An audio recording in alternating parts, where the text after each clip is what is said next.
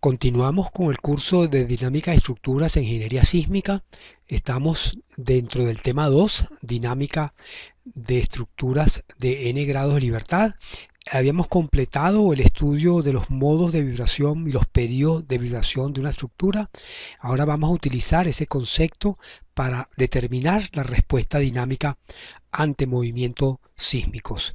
Comencemos por mostrar cómo respondió un edificio al cual se le colocaron instrumentos y registró la respuesta dinámica durante un sismo relativamente intenso el año de 1971. Nos referimos a esta biblioteca en California.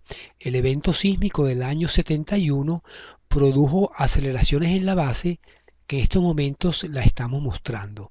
Esta es en dirección norte-sur.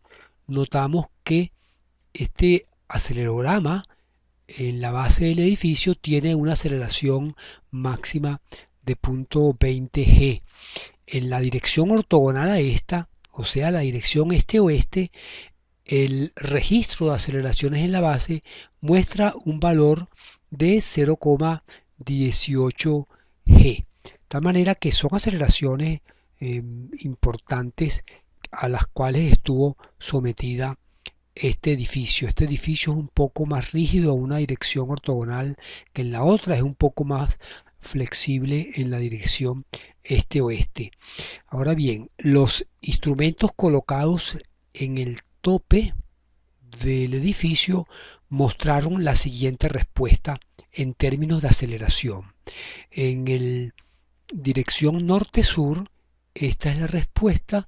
Su aceleración máxima fue de 0,31 g. En dirección este-oeste, la dirección más flexible, en el tope notamos una aceleración máxima de 0,35 g. Entonces, estamos observando cómo la aceleración de la base del edificio al tope en la dirección este-oeste se amplificó de 0,18 g a 0,35 g, prácticamente el doble. En la dirección ortogonal norte-sur, la amplificación fue de 0,20 g a 0,31 g, fue de aproximadamente un 50% de amplificación. Notemos que lo que estamos viendo, lo que se registra en el tope, es la aceleración total, es decir, la suma de la aceleración en la base del edificio más la aceleración relativa producto de las vibraciones del edificio. Um, si estuviéramos interesados en determinar el desplazamiento relativo de este edificio, a partir de estas mediciones tendríamos que tomar en primer lugar la aceleración total arriba del edificio, restarle la aceleración en la base, con lo cual obtendríamos la aceleración relativa, e integrarla dos veces para obtener el desplazamiento relativo. Alternativamente, pudiéramos integrar estas aceleraciones para obtener el desplazamiento total en el tope, integrar el acelerograma para obtener el desplazamiento del terreno en la base y restar ambas señales así calculadas para obtener el desplazamiento relativo. Esto fue efectuado y en la siguiente lámina mostramos el desplazamiento relativo en la dirección norte-sur y en la dirección este-oeste. Notamos mayor amplitud de la vibración en dirección este-oeste. El máximo desplazamiento relativo del edificio fue 2,7 pulgadas, mientras que en la dirección norte-sur fue de 1,1 pulgada. Es posible determinar las propiedades dinámicas, los períodos y los coeficientes o razones de amortiguamiento a partir de esta información. Ya hemos conversado de eso. Inclusive uno pudiera hacer una determinación gruesa una estimación del valor del periodo fundamental de vibración, puesto que notamos que el edificio está vibrando con un periodo muy marcado. em, Pudiéramos contar el número de ciclos en ciclos que se completan en un intervalo de tiempo, por ejemplo, entre 10 y 30 segundos, y obtendremos un valor aproximadamente de un segundo. El valor del periodo fundamental en esta dirección, determinado con técnicas más refinadas que la que acabamos de mencionar, es de 0,98 segundos. Entonces este sería el periodo fundamental para vibración en dirección este-oeste. El periodo del modo 2 se determinó como 0,20 segundos. Los amortiguamientos correspondientes, que también se pueden obtener mediante técnicas de dinámica experimental, fueron 7% para el modo 1 de vibración y 5,9% para el modo 2 de vibración. En la dirección ortogonal, la respuesta norte-sur, el periodo fundamental es 0,62 segundos, el periodo del modo 2 es 0,13 segundos y los amortiguamientos determinados fueron 6,4% y 4,7%. Veamos entonces cuáles son los métodos de análisis que nos permiten eh, determinar la respuesta de la estructura dada un acelerograma actuando en su base, ya sea una respuesta en términos de aceleraciones o una respuesta en términos de desplazamientos relativos. Comencemos por recordar nuestra ecuación diferencial del movimiento, eh, donde del lado izquierdo tenemos las propiedades del sistema, del lado derecho están las dos componentes sísmicas que vamos a considerar: aceleración del terreno en dirección X, aceleración del terreno en la dirección ortogonal Y. Nuestro sistema puede ser un sistema elástico lineal. En ese caso, las fuerzas de restitución están dadas por el producto de la matriz rigidez por los desplazamientos relativos. En el caso de que el sistema sea inelástico, entonces esas fuerzas de restitución son una función no lineal de los desplazamientos. Las herramientas que disponemos para determinar la respuesta dependen de que el sistema sea lineal o no lineal. Si el sistema es elástico lineal, podemos usar los métodos de análisis modal. Son métodos de superposición. Tenemos dos opciones. Un primer método que lo denominamos método de respuesta en el tiempo. RHA son sus siglas en inglés. Y tenemos la opción de la respuesta máxima espectral. El primer método de respuesta en el tiempo me suministraría la respuesta completa y su evolución en el tiempo. El segundo método, el método de análisis espectral, únicamente me suministraría la respuesta máxima, en este caso 2,71 pulgadas en el tope del edificio. Por supuesto, este método de respuesta espectral es el método que está descrito en las normas de diseño, en las normas sísmicas, y es el método más utilizado.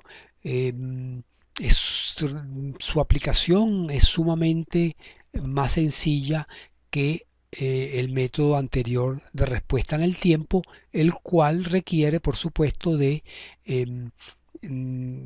tener acelerogramas y aplicarlos en la base del edificio. En ese caso, la respuesta estructural, la respuesta dinámica es muy sensible a los detalles del acelerograma y estaríamos obligados a repetir ese análisis con varios acelerogramas. De hecho, repetirlo con una familia de acelerogramas, para cada uno de ellos calcular la respuesta en el tiempo y luego de alguna manera promediar los resultados para efectos de diseño o para efectos de evaluación de estructuras existentes. El método de análisis espectral, que nos suministra únicamente la respuesta máxima, la cual consideramos suficiente para propósitos de diseñar una estructura o evaluar una edificación existente, es un método entonces donde el cálculo numérico se simplifica notablemente en relación al método de respuesta en el tiempo. Ahora bien, si el sistema es inelástico, estamos obligados a trabajar con las ecuaciones diferenciales, puesto que ahora un término de esa ecuación, el término de la fuerza de restitución, es un término no lineal. Tenemos entonces un sistema de n ecuaciones diferenciales ordinarias que son no lineales y por lo tanto el problema ahora de solución se complica aún más. En ese caso, los métodos de solución son los denominados métodos de integración directa, porque no es posible reducir el cálculo numérico como si lo hacemos en el método de análisis modal cuando el sistema es elástico lineal. Vamos a concentrar ahora nuestra atención en el método de análisis modal para determinar la respuesta en el tiempo. En nuestra ecuación diferencial ahora hemos colocado como fuerza de restitución K por U, puesto que estamos dentro de los sistemas linealmente elásticos. La solución en el método de análisis modal se escribe de la siguiente manera. U es una sumatoria de las contribuciones en cada modo de vibración. Por ejemplo, la contribución del modo 1 sería un escalar Q1 que depende del tiempo y que vamos a determinar por el vector del modo 1 conocido, más la contribución del modo 2 que sería el escalar Q2, función que depende del tiempo, por el vector modo 2. Y así sucesivamente con todos los modos o los n modos de vibración. Esta sumatoria para ir de 1 hasta n. Esta es una expansión del vector de desplazamiento en los modos de vibración.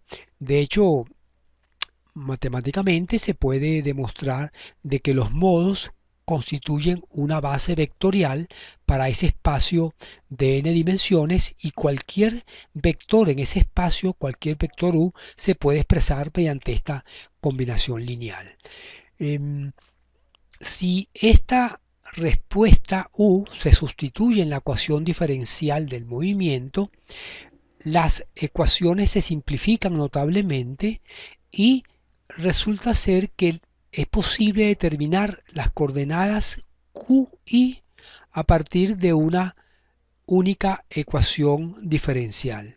Es decir, el sistema de n ecuaciones diferenciales acopladas, porque la matriz K y la matriz C son matrices que no son diagonales, son matrices con elementos fuera de la diagonal. Sin embargo, con esta transformación llegamos a un sistema de ecuaciones donde cada ecuación QI se puede determinar en forma independiente de la anterior.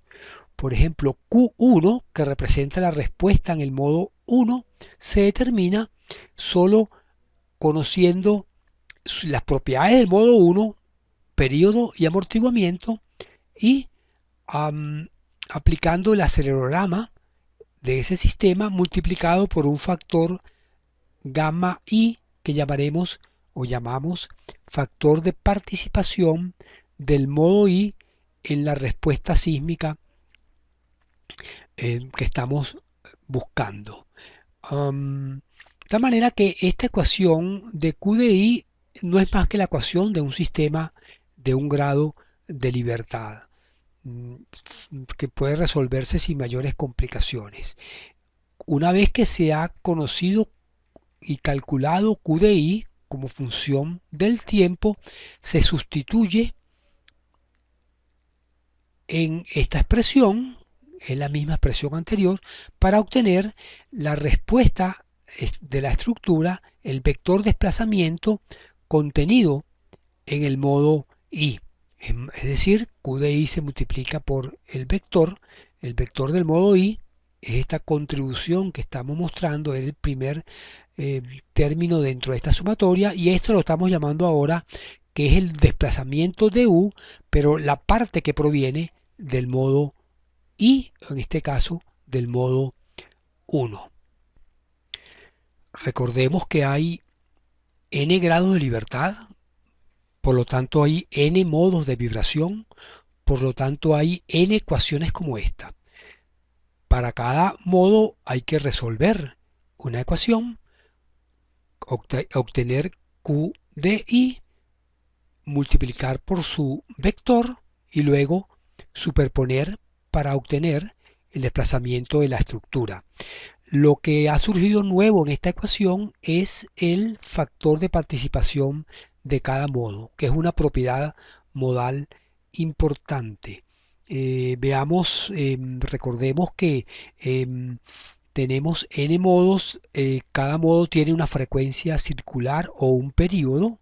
Lo hemos ordenado la frecuencia de la más pequeña a la más grande. El periodo, por lo tanto, queda ordenado el periodo mayor al periodo menor. T1 es el periodo del modo fundamental y a cada periodo le corresponde un autovector o una forma del modo.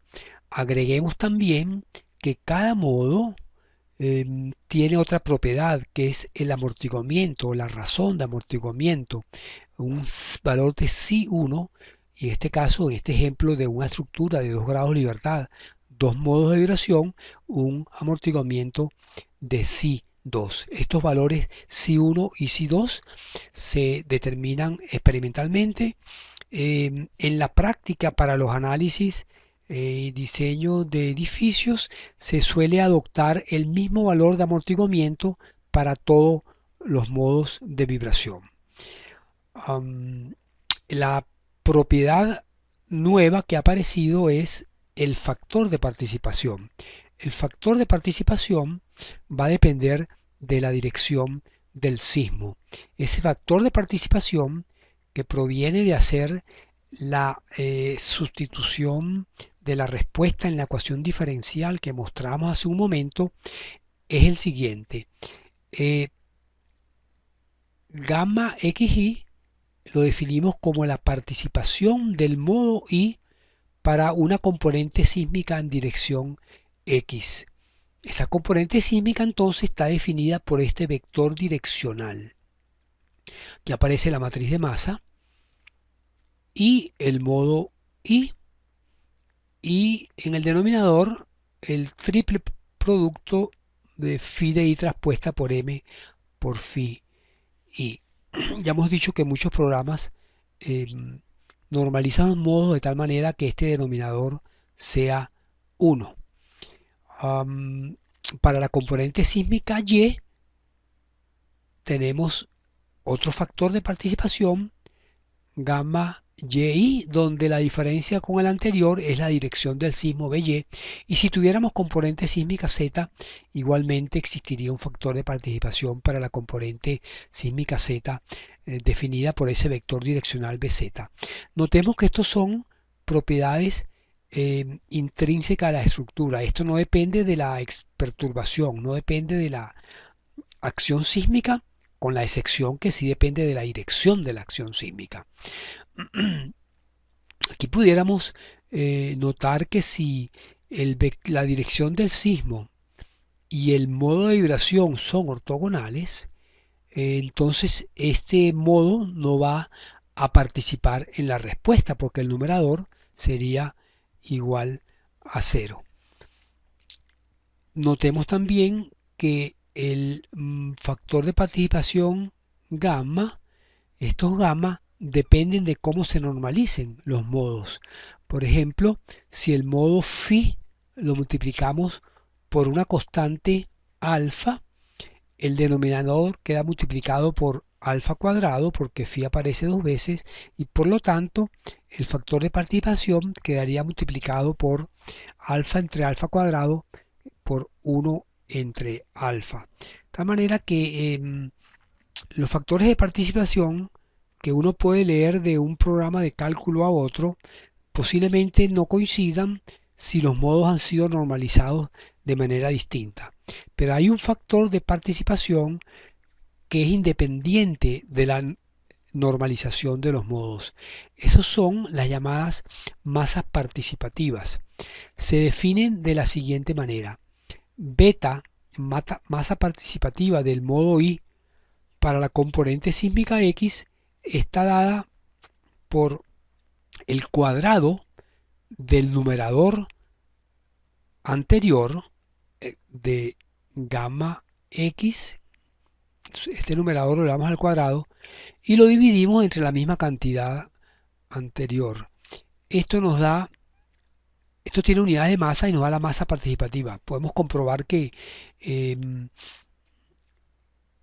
m cuadrado entre m tiene unidades de masa.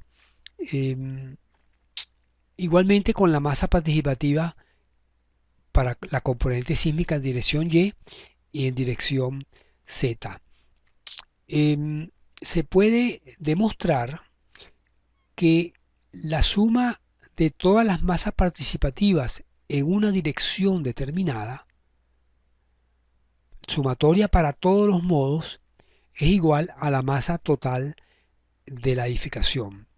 Es por eso que a esto se le llama masa participativa, porque ella representa, dada una dirección del sismo X, ella representa la fracción de la masa total que está contenida dentro de ese modo de vibración. Si sumamos para todos esos modos, obtenemos la masa total. Análogamente para las componentes Y y las componentes Z. Lo otro que queremos hacer notar aquí es que en el numerador aparece phi cuadrado, en el denominador también aparece phi cuadrado, de tal manera que estas masas participativas no dependen de la normalización del modo.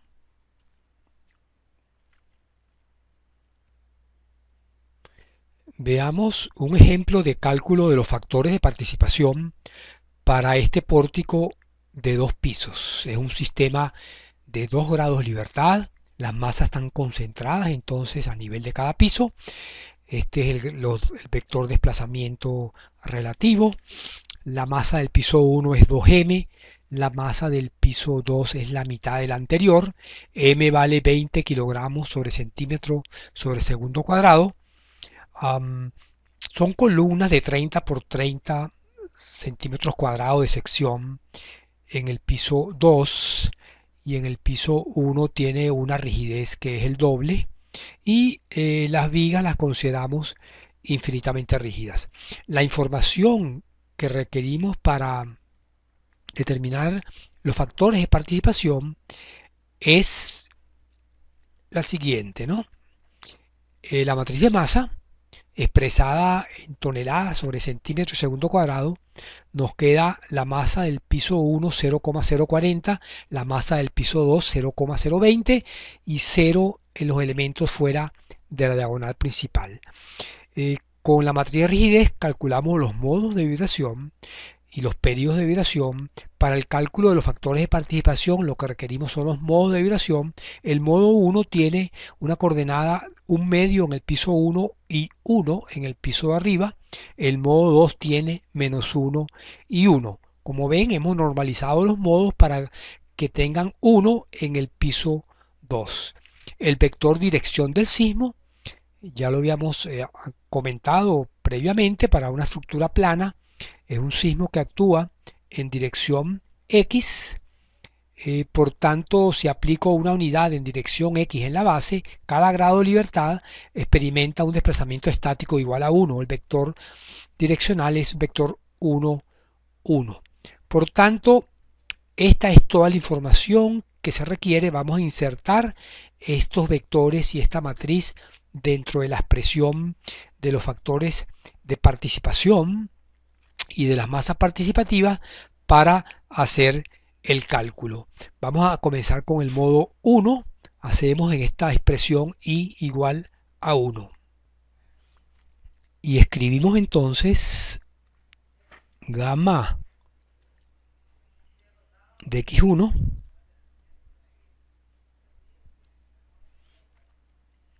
que es el factor de participación del modo 1 es igual a, en el numerador tenemos entonces el modo 1 traspuesto que multiplica a la matriz de masa y que multiplica al vector direccional Bx. En el denominador tenemos de nuevo el modo 1 traspuesto por la matriz de masa por el modo 1. El numerador es el siguiente.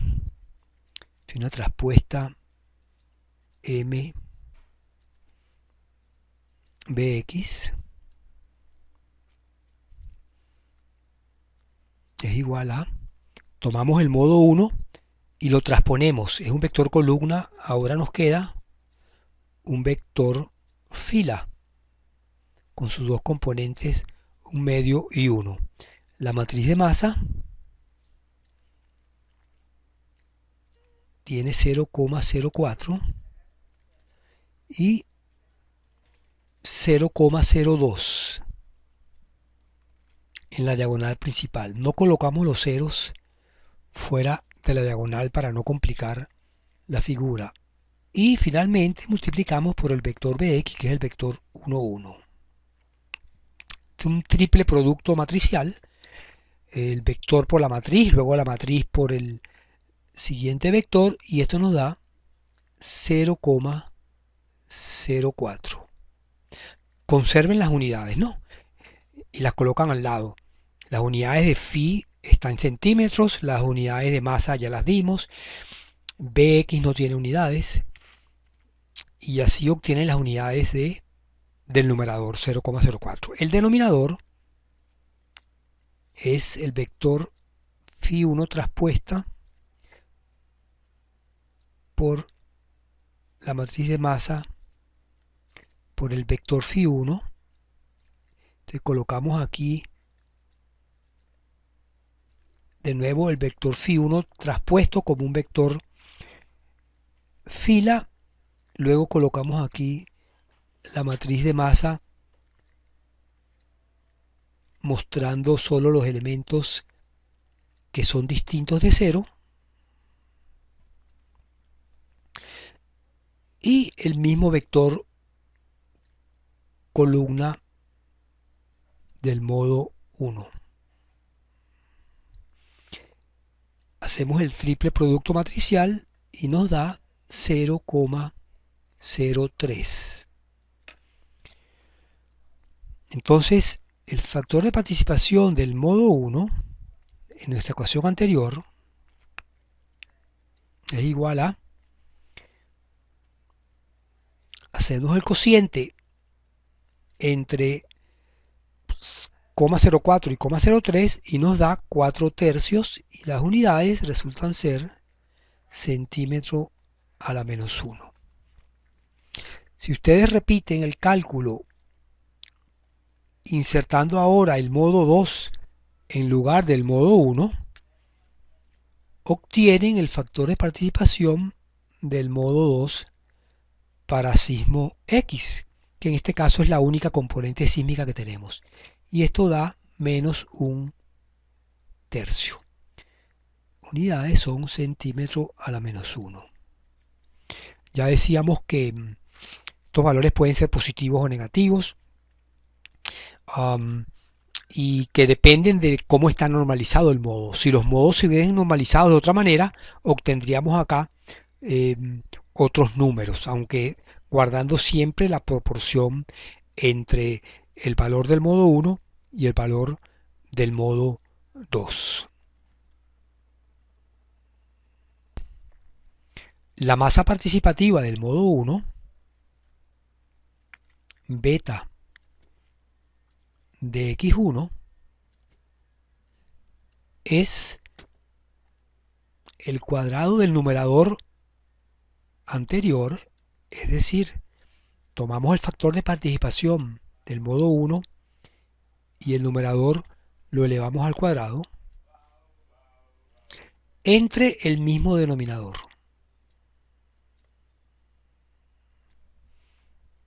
Esa es la fórmula que presentamos. Esto nos da 0,0533. Y esto tiene unidades de masa. Tonelada, segundo cuadrado, sobre centímetro. Hacemos lo mismo con el modo 2, beta de x2, y obtenemos 0,00666 tonelada segundo cuadrado sobre centímetro. Notamos que la suma de la masa participativa del modo 1 y la del modo 2 son iguales a la masa total, la cual es 0,06. Recuerdan, la masa del piso 1 era 0,04, la del piso 2 0,02, la suma es 0,06, exactamente el valor que suman las dos masas participativas en cada modo. De tal manera que podemos decir que la masa participativa del modo 1 dividida entre la masa total es 0,89, o sea, un 89% de la masa del edificio está contenida en el modo 1. Y haciendo el cociente para el modo 2, beta x2 entre la masa total, encontramos 11%. Es decir, hemos comprobado entonces que la masa participativa del modo 1 más la masa participativa del modo 2 es igual a la masa total del pórtico.